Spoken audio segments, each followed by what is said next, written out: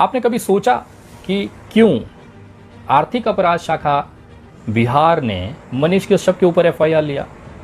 तमिलनाडु और मजदूरों और बिहारियों का जो मसला था, फर्जी वीडियो का जो कांड था, उस पर तो कोई भी सामान्य पुलिस स्टेशन में एफआईआर लिया जा सकता था और गिरफ्तारियां हो सकती थी, कार्रवाई हो सकती थी। लेकिन आर्थिक अपराध शाखा ऐसा क्या है, इस मामले की जांच आर्थिक अपराध शाखा कर रही है? सबसे पहले आपको समझना चाहिए कि आर्थिक अपराध शाखा होती क्या है। आर्थिक अपराध शाखा एक राज्य की वो पुलिस इकाई होती है जो राज्य के अंदर अवैध तरीके से पैसों के लेन देन के व्यवहारों को खोजता है, ट्रैक करता है, उसको आरोपियों को गिरफ्तारी करके उनको सजा दिलाता है।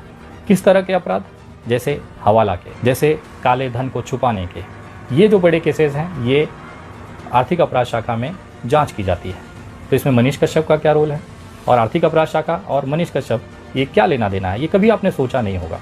मैं आज वो चीज़ लेके आया हूँ जो आपको किसी भी यूट्यूब या बड़े नेशनल चैनल पर आज तक नहीं दिखाई गई होगी। मनीष कश्यप अंदर से कितना काला है, किस तरह के काले धंधों में वो इन्वॉल्व है, उसकी जानकारी पूरे सबूतों के साथ आपको मैं आज इस वीडियो में दिखाने जा रहा हूँ। इसके लिए आपको पहले मनीष कश्यप के पुराने इतिहास से लेकर 2023 की यात्रा को समझना होगा।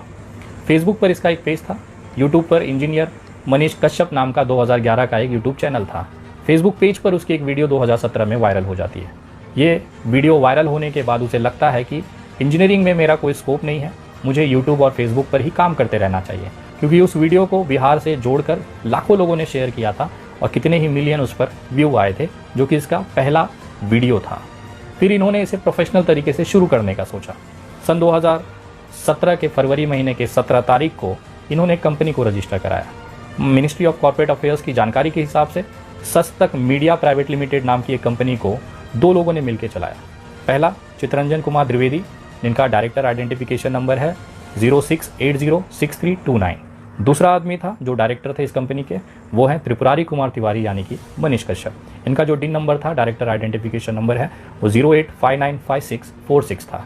इन्होंने 17 फरवरी 2017 को ये कंपनी शुरू की। इस कंपनी का आइडेंटिफिकेशन नंबर है, सिन नंबर है U22300BR2021PT C050617। इसका रजिस्ट्रेशन पटना का है, इसका रजिस्ट्रेशन नंबर है 50617। अब आप सोच रहे होंगे ये नंबर और ये कंपनी का बता के विनय दुबे क्या साबित करना चाहता है। पूरा खेला यहीं से शुरू होता है। ये कंपनी को रजिस्टर कराया गया था एड एजेंसी के नाम पे, वीडियोस के रिप्रोडक्शन के नाम पर, ना कि न्यूज़ के नाम पर। न्यूज़ के नाम पर आज तक मनीष कश्यप ने किसी भी मिनिस्ट्री में अपना रजिस्ट्रेशन नहीं कराया और एक पत्रकार के तौर पर अपने को नामांकित नहीं किया। बावजूद इसको इस कंपनी के नाम को इस्तेमाल करते हुए, क्योंकि इस कंपनी के नाम में मीडिया शब्द था जिसको इस्तेमाल करते लोगों को इसने बेवकूफ़ बनाया कि एक मीडिया हाउस चला रहा है, जिसके नाम पर लोगों के एडवर्टाइज, इवेंट्स और बाकी चीज़ों को लेकर इन्होंने एक फ्रॉड जैसा सिंडिकेट तैयार किया। लेकिन ये बहुत छोटी चीज़ थी। इसके बाद इन्होंने यूट्यूब पे फोकस किया। 13 जुलाई 2018 को एक यूट्यूब चैनल नया बनाया गया जिसका नाम था सच तक न्यूज़। इस समय इसके 6.42 मिलियन फॉलोअर्स हैं, सब्सक्राइबर्स हैं, और इस वीडियो के, इस यूट्यूब चैनल के अर्निंग के वजह से लाखों रुपए इसके अकाउंट्स में जमा हो रहे थे। अब ये पैसे वाइट थे, लीगल पैसा था, इसको कहीं ना कहीं डंप करना था। डंप करना मतलब उस पैसे को इन्वेस्टमेंट दिखाना था ताकि इनकम टैक्स न देना पड़े। इसके लिए उन्होंने एक दूसरी कंपनी रजिस्टर कराई जिसका नाम था सच तक फाउंडेशन। जी हाँ, ये भी रजिस्टर्ड कंपनी है। इसका उद्देश्य था शिक्षा के विभाग में कार्य करना, सेकेंडरी, हायर सेकेंडरी जैसी बच्चों की शिक्षा के क्षेत्र में कार्य करने के लिए। लेकिन इसका जो असली इस्तेमाल हुआ वो पैसों को छुपाने के लिए हुआ। कल के बिहार के ट्वीट में भी आपने देखा होगा कि सस्तक फाउंडेशन के HDFC बैंक के अकाउंट में 34,85,909 रुपये फ्रीज किए गए। कुछ तो कारण होगा ना कि इतना अमाउंट इस अकाउंट में पड़ा था, उसको फ्रीज किया गया। पुलिस बिना मतलब किसी भी अकाउंट को फ्रीज नहीं करती है, उसके पीछे कारण होता है। यूट्यूब से आया हुआ काला पैसे को सरकार को टैक्स न देना पड़े, उसको छुपाने के लिए इन्होंने एक NGO की तरह, एक सामाजिक संस्था की तरह एक कंपनी सस्तक फाउंडेशन बनाई जिसमें ये सारे पैसे ट्रांसफ़र करने लगे। लेकिन ट्रांसफ़र होते होते अमाउंट इतना ज़्यादा होता गया कि इस पैसों को न ये सोशल वर्क में दिखा पा रहे थे, न ये इसका इस्तेमाल कर रहे थे। इस पैसों का इस्तेमाल इन्होंने गलत धंधों में किया। पटना में ज़मीनें खरीदी, फ्लैट खरीदे, बेतिया में ज़मीनें खरीदी, फ्लैट खरीदे। लेकिन ये जो ज़मीनें खरीदे थे, इसका जो सरकारी आंकड़े में जो रेट निकल के आया है वो अचंभित कर देता है। सोचिए, नगर पंचायत बेतिया में अगर आपको ज़मीन खरीदनी हो, आपको एक 530 स्क्वायर फीट की ज़मीन खरीदनी हो, तो आप उसके लिए आप कितना पैसा देंगे? मनीष कश्यप की काले धंधे की शुरुआत यहीं से होती है। 71 रुपये स्क्वायर फीट के रेट से, कितना? 71 रुपये स्क्वायर फीट के रेट से जिस प्राइस पर एक कोको कोला की 1 लीटर की बोतल नहीं आती, उस प्राइस पे मनीष कश्यप ने 530 स्क्वायर फीट की ज़मीन 38,000 रुपये में खरीदी। ये ऑन रिकॉर्ड की बात कर रहा हूँ, जो कि आयकर विभाग, मिनिस्ट्री ऑफ कॉर्पोरेट अफेयर्स और इलेक्शन कमीशन की वेबसाइटों पे ये आंकड़े हैं। इन्होंने खुद डिक्लेयर किया है, नोटरी करके डिक्लेयर किया है। ये आंकड़े मनीष कश्यप ने अपने हाथ से लिखकर, सत्यापित करके, नोटराइज करा के एक सरकारी एजेंसी को रखी है, जिसने इसकी पूरी जानकारी को वेबसाइट पे पोस्ट किया है। लोग आप तक नहीं पहुंच पाती है। मेरी टीम ने इसे खोज के निकाला है। नगर पंचायत बेतिया के गृह क्रमांक BE 014.027 इस जमीन पर 530 स्क्वायर फीट का जमीन लिया गया 38,000 रुपये के, मतलब लगभग 71 रुपये कुछ पैसे के रेट पर। इसके बाद इन्होंने दिखाया कि उस घर को बनाने में इन्होंने 15 लाख रुपया खर्चा किया। सोचिए, 4 आने की मुर्गी 12 आने का मसाला।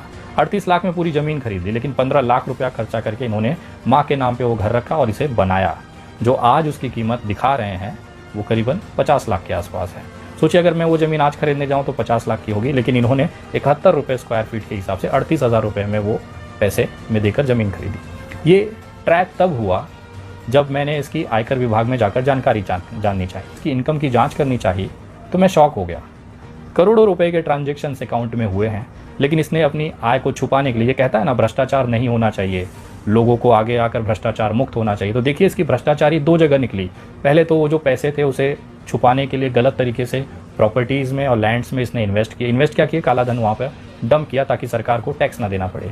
इसकी जो इनकम टैक्स की रिपोर्ट जो मैंने निकाली है लास्ट 3 साल की, तो उसमें अचंभित करने वाले आंकड़े आए। जो आदमी कहता था अपनी वीडियो में कि मैं 10 लाख रुपया महीना कमाता हूँ, झूठ लगेगा तो जरा मैं खुद बुलवा देता हूँ मनीष कश्यप से। हे मनीष बाबू बोल। सर मैं करके कह रहा हूँ, लेकिन भगवान ने मुझसे उससे 20 गुना करा दिया। 10 लाख रुपया के आसपास आता है, कुछ लोग करोड़ों में दिखा देते हैं। ठीक है, खुद कह रहा है कि 10 लाख रुपया मैं महीना कमाता हूँ। उसके हिसाब से 1 करोड़ 20 लाख रुपया साल का होता है। ये अपने मुंह से कबूल कर रहा है, मैं कोई बाहरी आंकड़ा नहीं ले रहा हूँ। 50% उसका खर्चा पकड़ लीजिए, 50 लाख रुपया खर्चा हो गया, तो भी तो 30% के हिसाब से इसको टैक्स देना चाहिए। 30 के हिसाब से इसका कितना टैक्स होता है आपको जोड़ सकते हैं। मैं अब आपको वो दिखाता हूँ। इसके ऊपर जो ITR की गई है, इनकम टैक्स का जो रजिस्ट्रेशन किया गया है, 2020 में इसकी आय थी 3,57,100 रुपये पूरे साल की। पूरे साल में 3,57,100 रुपये इस आदमी ने कमाए। 2021 में 4,91,893 रुपये कमाए। सोचिए, 2 आदमी कह रहा था कि मैं 10 लाख महीना कमाता हूँ, उसकी आय पूरे साल की केवल 3.5 लाख, दूसरे साल लगभग 4,91,000, लगभग 5 लाख के हिसाब से। सोचिए, टैक्स की कितनी बड़ी चोरी इस आदमी ने की है। कांड अभी यहीं नहीं रुके थे, आगे तो अभी ऐसी बहुत सारी रहस्यमय उद्घाटन है जिसको देखने के बाद आपके होश उड़ जाएंगे। इसके यूट्यूब चैनलों की एक लिस्ट है, 6 यूट्यूब चैनल है और हर यूट्यूब चैनल बहुत बढ़िया तरीके से रन करता है। मैं केवल अभी यूट्यूब की बात कर रहा हूँ, फेसबुक की अलग से करेंगे। सच तक न्यूज़ इसने बनाया, जिसमें 6.42 मिलियन सब्सक्राइबर थे। 13 जुलाई 2018 को ये बनाया गया, जिसमें 3,970 वीडियो डाले गए। दूसरा चैनल है इसका engineer Manish Kumar, 1.16 million followers हैं, सब्सक्राइबर हैं। 24 फरवरी 2011 को ये बनाया गया था, इसमें करीबन 1790 वीडियो हैं। तीसरा है सच तक न्यूज़ बिहार, जिसमें 2,800 वीडियो हैं और 2,09,000 सब्सक्राइबर हैं। 4 फरवरी 2022 को ये बनाया गया था। उसके बाद चौथा चैनल है इसका सच तक हाइलाइट्स, 879 वीडियोज़ इसके अंदर हैं, 1.07 मिलियन सब्सक्राइबर हैं। 31 मार्च 2022 का इसका शुरुआत है। 690 वीडियोज़ डाली गई थी MK की अदालत में। ये चैनल है मनीष कश्यप का, 1.8 मिलियन सब्सक्राइबर हैं। 9 जुलाई 2022 को खोला गया था। 707 वीडियो डाली गई थी सच तक एक्सप्रेस में, जो कि शॉर्ट्स वीडियोस बनाती हैं। 1.33 मिलियन फॉलोअर्स हैं। 12 जुलाई 2022 को ये शुरू किया गया था। इसके व्यूज़ की अगर बात करें तो टोटल सारे चैनलों का मिला के शुरुआत से लेके आज तक करीबन 5,014 मिलियन व्यूज़ इस पूरे यूट्यूब चैनल पर आए हैं।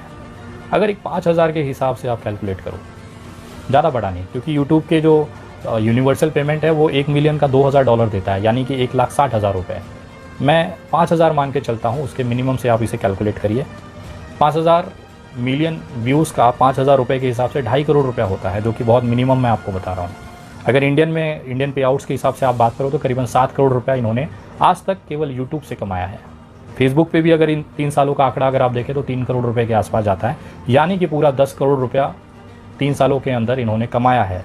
अगर 1 साल का आप हिसाब लगाएं तो 3.3 करोड़ रुपया होता है, और टैक्स के बात की जाए तो उसका 30% हिस्सा इनकम टैक्स के हिसाब से ये गवर्नमेंट को जाना चाहिए था, यानी 1 करोड़ रुपया साल के हिसाब से। तो क्लियर 3 करोड़ रुपये का जो टैक्स है इन्होंने चोरी किया। ये हमेशा अपने टैक्स को बिना वो जो स्लैब होता है ना गरीबी रेखा वाला, 5 लाख के नीचे रखा है। मैं पूछना चाहता हूँ ऐसी क्या मजबूरी थी कि करोड़ों रुपए आने के बाद भी आपने बिहार को डेवलप करने के लिए जो टैक्स का पैसा था उसको चोरी किया। ये वो सबूत हैं जो बहुत ही आश्चर्यजनक हैं। एक आदमी इतना पैसा कमाया, इतनी शोहरत कमाया, उसके बाद दिल इतना छोटा क्यों था? जिस बिहार को ये भ्रष्टाचार मुक्त करना चाहता था, उसकी खुद की इनकम टैक्स को इसने गलत तरीके से दिखाकर पुलिस को, आयकर विभाग को गुमराह किया। जो पैसा बिहार के अच्छे स्वास्थ्य के लिए इस्तेमाल किया जा सकता था, जो पैसा अच्छी शिक्षा के लिए इस्तेमाल किया जा सकता था, जो सुविधाओं के लिए इस्तेमाल किया जाता था बिहार की बिहारी जनता के लिए, उसके टैक्स को भी इस इंसान ने देना मुनासिब नहीं समझा। ये तो केवल इसका हालत है। कंपनियों की हालत तो इससे एक कदम आगे है। मिनिस्ट्री ऑफ कॉर्पोरेट अफेयर्स के हिसाब से इन्होंने जो लास्ट बैलेंस शीट और इनकम टैक्स की जो रिटर्न की है कंपनियों की, वो की है 31 मार्च 2021, मतलब 2022 और अब 2023। पिछले 2 साल का इन्होंने अपने कंपनी का इनकम टैक्स भी रिटर्न नहीं किया है, न कि बैलेंस शीट जमा की है। कितना पैसा आया, कितना गया, कितना टैक्स बनता है, उसकी जानकारी भी सरकार को इन्होंने, मोदी जी की सरकार को, आयकर विभाग को इन्होंने नहीं दिया। इसका मतलब पिछले 2 साल का जो पूरा का पूरा पैसा था वो काला धन के तौर पर इन्होंने इस्तेमाल किया। उसका भरपूर तरीके से लोगों के अंदर, अपने प्रॉपर्टीज़ के अंदर, काले धंधों के अंदर उन्होंने इसका इस्तेमाल किया। 2 चोरियां इनकी पकड़ी गई हैं अभी तक, क्योंकि मेरी रिपोर्ट अभी तक पूरी नहीं हुई है। मैं अभी भी इस पर रिसर्च कर रहा हूँ। जो जानकारी मुझे अभी तक मिली है उसके हिसाब से पिछले 2 साल से सच तक फाउंडेशन, जिसमें कि 34 लाख रुपए पुलिस ने फ्रीज़ किया है, और सच तक मीडिया प्राइवेट लिमिटेड, ये 2 कंपनियों की बैलेंस शीट और इनकी इनकम टैक्स रिटर्न पिछले 2 साल से नहीं हुई है। लास्ट जो रिटर्न इन्होंने किया है वो है 31 मार्च 2021 का।